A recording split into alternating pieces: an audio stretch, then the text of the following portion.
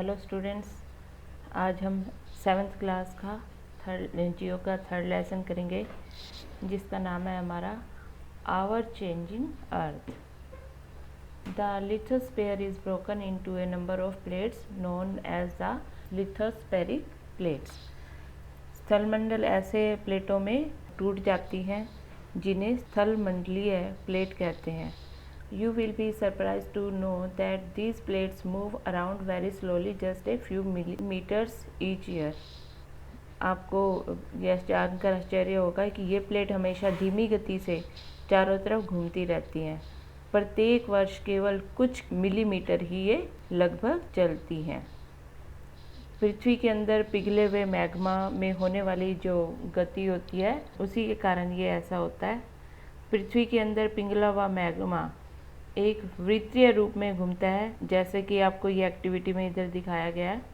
इसमें एक small colour की पेपर बॉल बनाई और बॉल उबलते हुए पानी में हमने डाल दी। जब हम बॉल को उस बीकर में डालते हैं तो जैसे जैसे पानी गर्म होता है तो वो बॉल भी ऊपर आ जाती है, और जो कोल्ड वाटर की परतों के साथ यह गोली नीचे बैठती है। तो इसी प्रकार मैग्मा जो होता है वो भी इसी प्रकार गति करता है। पृथ्वी के अंदर वो ऐसे ही मूव करता है। The movement of these plates causes changes on the surface of the earth. Plate की इस गति के कारण पृथ्वी की सतह पर परिवर्तन होता है। The earth movements are divided on the basis of the forces which cause them.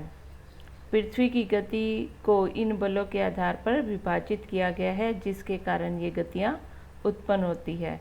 जो फोर्स पृथ्वी के इंटीरियर ऑफ द अर्थ आंतरिक भाग में घटित होते हैं उन्हें एंडोजेनिक फोर्स मतलब कि अंतर्जनित बल कहते हैं, और जो फोर्स पृथ्वी की आउटर सरफेस पर उत्पन्न होते हैं उन्हें एक्सोजेनिक फोर्स बहिर्जनिक बल कहते हैं। जो इंडोजेनिक फोर्स होती है वह कभी कभी सडनली उत्पन्न हो जाती है, कभी स्लो मूवमेंट के कारण अर्थक्वेक और वोल्केनो भूकंप एवं ज्वालामुखी जैसी सडन मूवमेंट्स होती है जिसके कारण पृथ्वी की सतह पर अत्यधिक हानियाँ होती हैं। अब आपको ये दिखाया गया है कि देखो अर्थ मूवमेंट में पहला है इंडोजेनिक फोर्स, इसमें है सडन फोर्सेस। सडन फोर्सेस क्या होती हैं? जो आकस्मिक बल होते हैं वो कौन कौन से होते हैं? अर्थक्वेक, वोल्केनो और लैंडस्लाइड्स। और डायस्ट्रोपिक फोर्सेस और बिल्डिंग माउंटेन्स। और एक्सोजेनिक फोर्सेस, इसमें इरोजनल एंड डिपोजिशनल, इसका मतलब क्या है? अपरदन और निक्षेपण। इससे क्या बनते हैं? रिवर, विंड, सी वेव्स और glacier. A volcano is vent opening in the earth's crust through which molten material erupts suddenly. Jwalamukhi earth crust पर खुला एक ऐसा छिद्र होता है जिससे कि पिघला हुआ मैग्मा अचानक निकलने लगता है। ये आपको नीचे वोल्केनो की पिक्चर दिखाई गई है। इसमें देखिए नीचे ये मैग्मा चैम्बर है जहाँ पर मैग्मा होता है, ये क्रस्ट है और ये मेंटल है। और जो ये बीच में है आपको रेड कलर का दिखाई दे रहा है, ये वेंट है, यहाँ से मैग्मा बाहर निकलता है और इसके ये जो छिद्र है इसे क्रेटर कहते हैं। और ये गैसेस और ऐश, इसमें से गैस और राख बाहर निकलती है। Similarly when the lithosphere plates move the surface of the earth vibrates. इसी प्रकार स्थलमंडलीय प्लेटों के मूव करने पर surface of the earth vibrate, पृथ्वी की सतह पर कंपन होता है। यह वाइब्रेशन पृथ्वी के चारों ओर ट्रैवल गति कर सकती है। इस कंपन को भूकंप कहते हैं। जब हमारी जो पृथ्वी वाइब्रेट होती है तो इसे हम अर्थक्वेक कहते हैं। The place in the crust where the movement starts is called the focus. Crust के नीचे वह स्थान जहाँ मूवमेंट स्टार्ट होता है उसे फोकस यानी उद्गम केंद्र कहते हैं। फोकस के भूस्तर पर इसके निकटतम स्थान को एपी सेंटर मतलब कि जहाँ से भूकंप स्टार्ट होता है, जहाँ से शुरू होता है, तो उसे एपी सेंटर के नाम से जाना जाता है। इसे अधिक केंद्र के नाम से जानते हैं।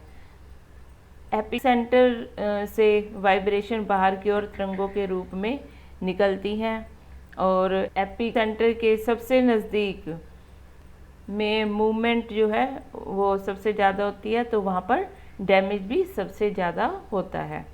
एपिसेंटर से दूरी बढ़ने पर अर्थक्वेक की तीव्रता भी धीरे धीरे कम होती जाती है। ये आपको भूकंप का ये दिखाया हुआ है कैसे होता है वो स्टार्ट। तो इसमें सबसे पहले क्या दिखाया नीचे, this is where the earthquake occurs.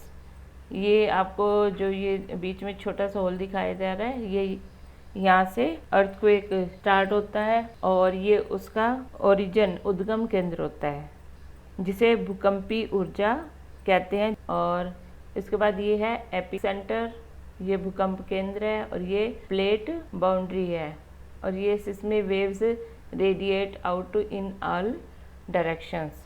और ये भूकंपी तरंगें होती हैं, सभी दिशाओं में बाहर की ओर निकलती हैं। There are 3 types of earthquake waves. ये अर्थक्वेक की जो वेव्स होती है वो 3 प्रकार की होती हैं। पहली है पी वेव्स और लॉन्गिट्यूडनल वेव्स, पी तरंगे और अनुदैर्घ्य तरंगे। ये कैसी होती हैं, एकदम वर्टिकल शेप में होती हैं, सीधी सीधी चलती हैं ये। और एस वेव्स और ट्रांसवर्स वेव्स, ये होती हैं एस तरंगे जो अनुप्रस्थ तरंगे कहलाती हैं। जब वेव्स ऊपर नीचे होती हैं तो उसे ट्रांसवर्स वेव्स के नाम से जानते हैं। एल वेव्स और सरफेस वेव्स, ये जो होती हैं पृष्ठीय तरंगे होती हैं, ये ओशन में ऊपर नीचे सतह पर उठती हैं। Although earthquakes cannot be predicted, यद्यपि भूकंप की भविष्यवाणी संभव नहीं है, the impact can certainly be minimised if we are prepared beforehand. लेकिन यदि हम पहले से ही प्रिपेयर हों तो हम इसके प्रभाव से निश्चित रूप से कम कर सकते हैं, इसके प्रभाव को हम कम कर सकते हैं। Some common earthquake predictions methods adopted locally by people include studying animal behavior। स्थानीय लोग कुछ सामान्य तरीकों से भूकंप की संभावना का अनुमान लगाते हैं, जैसे एनिमल के बिहेवियर से। और fish in the ponds get agitated, जो पॉन्ड में तालाब में मछलियाँ होती हैं वो उत्तेजित हो जाती हैं। और snakes come to the surface, क्योंकि स्नेक्स ज़मीन में रहते हैं तो उन्हें भूकंप का अंदाज़ा हो जाता है, तो वो हमारे भूमि की सतह पर आ जाते हैं। अर्थक्वेक एक केस हिस्ट्री, ये जो अर्थक्वेक के बारे में बताया है ये भुज में हुआ था। ये हुआ था 26 जनवरी 2001 में। इसका रिक्टर स्केल था 6.9 और इसमें सबसे ज़्यादा जो प्रभावित एरिया था वो स्कूल थे सबसे ज़्यादा, क्योंकि स्कूलों की इमारतों गिरने से कम 971 स्टूडेंट्स और 31 टीचर्स की उसमें मर जाने की आशंका थी। और भुज में उस समय में रिलीफ जो एफर्ट्स थे वो इतने ज़्यादा नहीं थे, तो इस कारण से भी लोग मर रहे थे। और भुज की तबाही में सबसे ज़्यादा फ़ोन लाइनें, जल पाइपलाइन, विद्युत स्टेशन और संचार लाइनें ये सभी अवरोधित हो गई थी, ट्रांसमिशन थे वो बंद हो गए थे। और शहर में आग लग गई थी। आग किस लिए लगी, क्योंकि जब भूकंप आया तो लोग खाना बना रहे थे अंगीठियों पे, तो वो अंगीठी जब पलट गई तो वहाँ पर आग लग गई। प्रेसिडेंट ने वहाँ पर इमरजेंसी घोषित कर दी और सीएम से अपील की गई कि उनकी इस संकट में उनकी हेल्प की जाए। Do you know an earthquake is measured with A machine called a seismograph. भूकंप को मेजर करने के लिए एक मशीन का प्रयोग किया जाता है जिसे सिस्मोग्राफ भूकंप लेखी यंत्र कहते हैं। भूकंप की तीव्रता रिक्टर स्केल पर मापी जाती है। अगर भूकंप 2 से कम होता है तो वहाँ पर उसका प्रभाव बहुत कम होता है, ना के बराबर ही होता है। लेकिन अगर भूकंप की जो तीव्रता है वो 5.0 होती है तो वह वस्तुओं के गिरने से वहाँ पर बहुत ही डैमेज हो जाता है। लेकिन अगर उसकी जो तीव्रता है वो 6.0 होती है तो उससे और भी अधिक नुकसान होता है और ये बहुत स्ट्रोंग होती है। और जिस भूकंप की तीव्रता 7.0 होती है तो वह सबसे अधिक होती है और इससे मेजर जो है बहुत शक्तिशाली समझा जाता है, इससे बहुत सारे नुकसान होते हैं। अब अर्थक्वेक जब आता है, भूकंप आता है, तो हमें उस समय क्या करना चाहिए? Where to take shelter during an earthquake.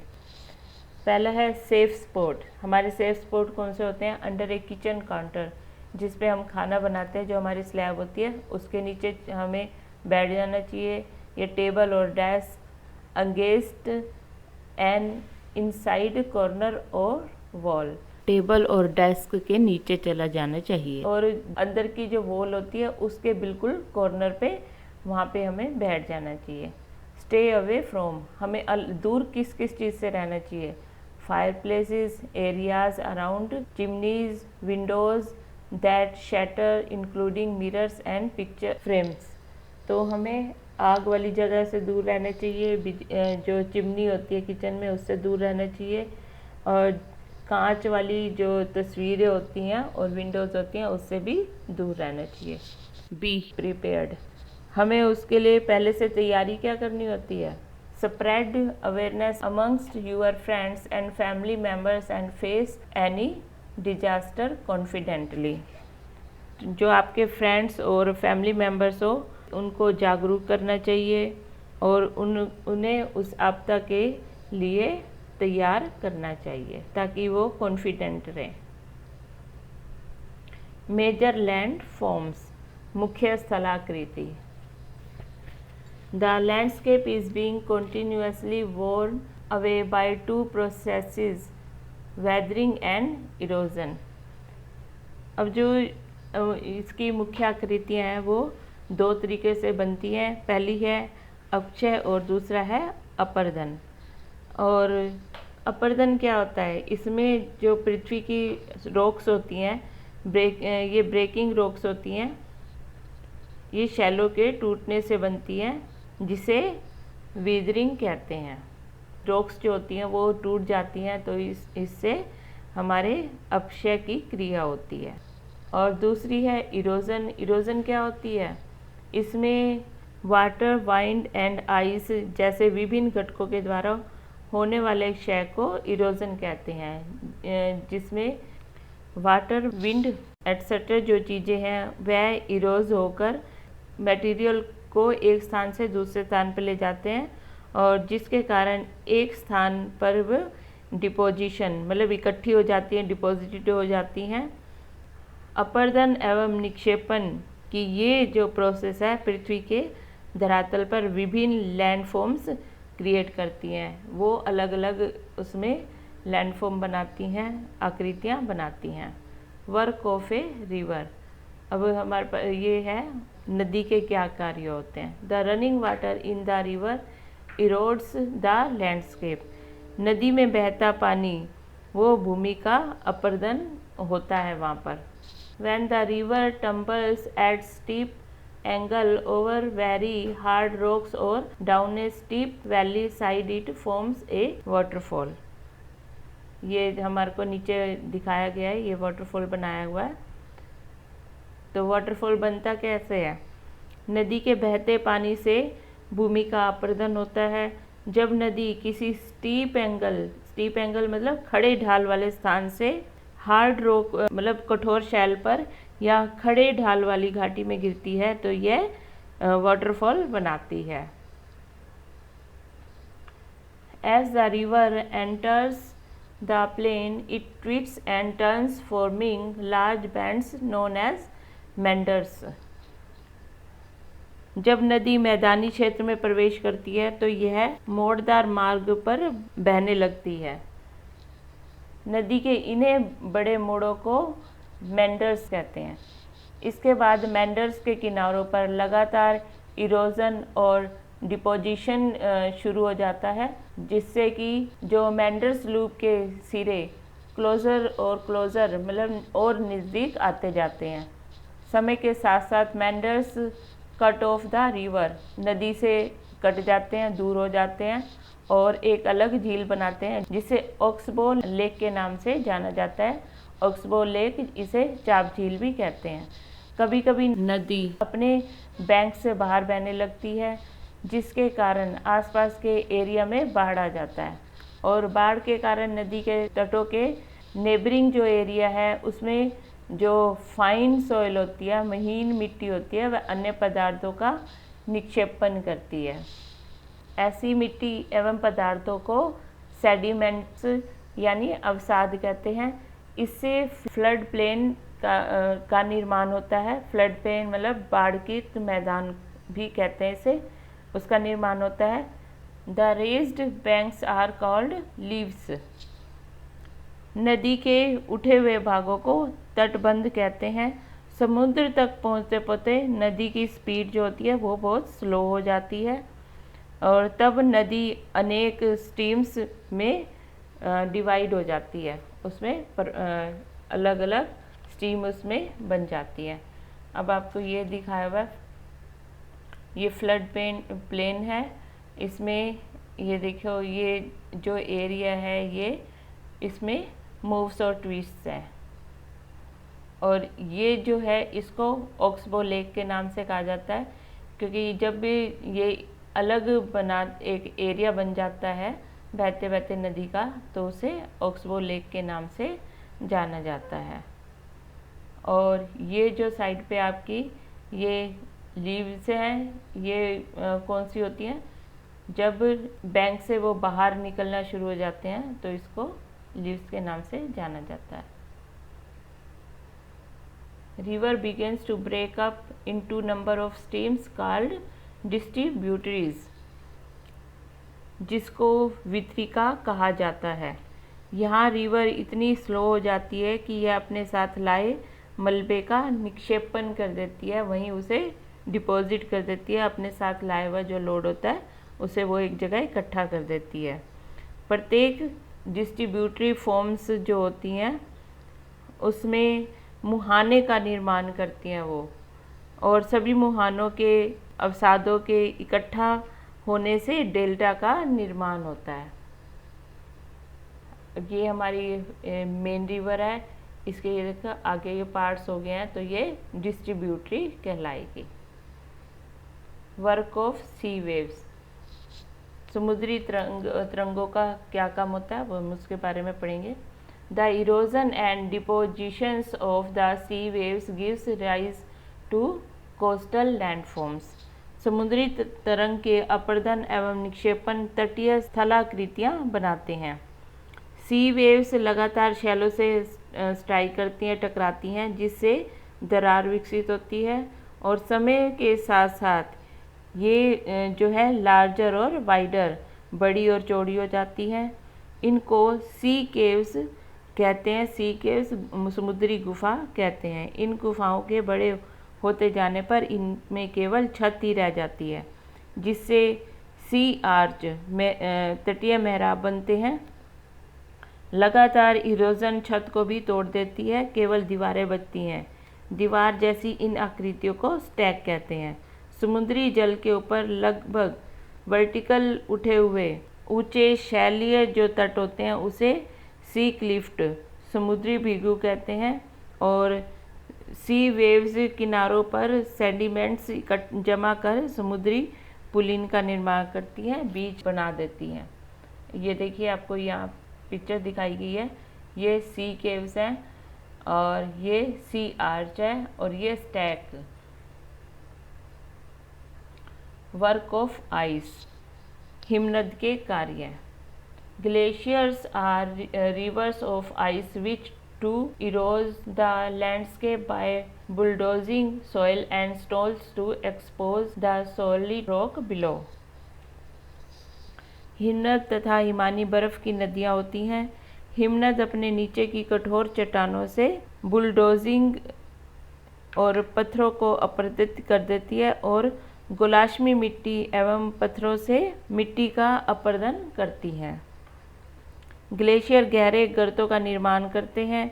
पर्वतीय क्षेत्र में बर्फ पिघलने से उनमें पानी भर जाता है और पर्वत बड़े और सुंदर झील बन जाती हैं।